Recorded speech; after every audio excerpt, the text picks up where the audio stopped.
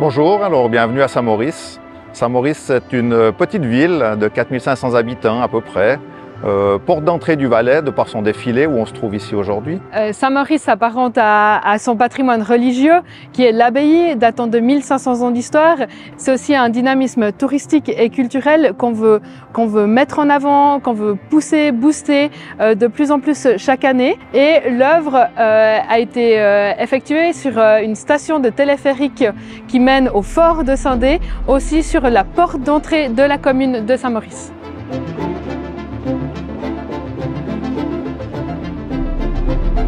Quand je pense au rapport de Saint-Maurice avec l'eau, ce qui me vient en premier lieu à l'esprit, c'est une maxime d'un très vieux philosophe, c'était un présocratique qui s'appelait Héraclite et qui disait « on ne se baigne jamais deux fois dans le même fleuve ».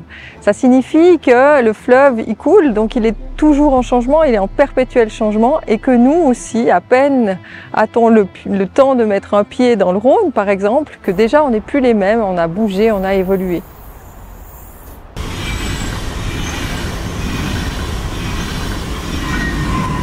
Alors pour la fresque de Saint-Maurice, je suis parti sur un thème abstrait.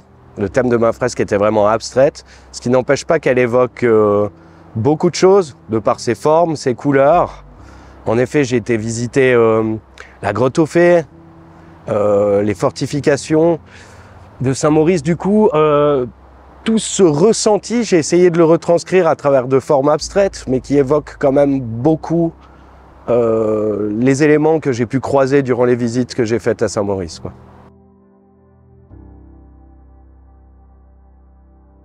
Voilà, ce que je pourrais rajouter aussi en parlant de cette fresque, je pense que le choix de couleurs évoque bien évidemment l'eau, mais aussi sûrement le réchauffement climatique avec ces oranges qui viennent enchevêtrer, un peu faire fondre cette glace. Et puis l'érosion, tout ce qui a été creusé dans la roche par l'eau, ce qui crée ces chemins, ces parcours, ce qui crée ce lien. Et cette fresque est là en fait pour créer une espèce d'unité de tous ces thèmes, quoi, en fait, simplement, quoi. Saint-Maurice est souvent assimilée à une ville encaissée. En réalité, elle est pleine de dynamisme. Elle a dans sa vision une certaine ouverture. Une ouverture par la droite avec son château, son collège, sa grotte aux Fées, ses forts militaires. Elle a une chapelle du Cé qui est plantée dans cette falaise. On a une forêt de pinèdes au sud du Bois Noir qui permet d'accueillir aussi les visiteurs.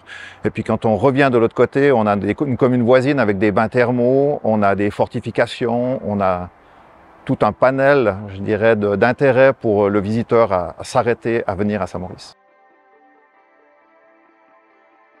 Techniquement, cette réalisation n'était pas évidente. Peindre des lignes propres sur de la toile ondulée, c'est pas donné à tout le monde.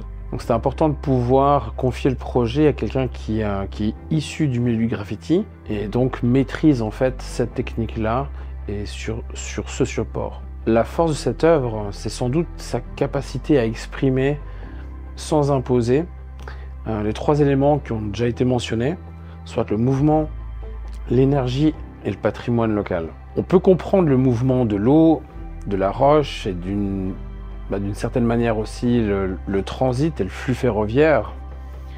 Les couleurs, elles transposent parfaitement l'énergie de la région. Typiquement, on ressent cette énergie rien qu'en se baladant à midi dans les petites rues du village où on peut voir des milliers d'étudiants se balader. Puis finalement, la composition graphique des formes enchevêtrées que propose l'artiste nous renvoie à l'idée du camouflage des treillis militaires.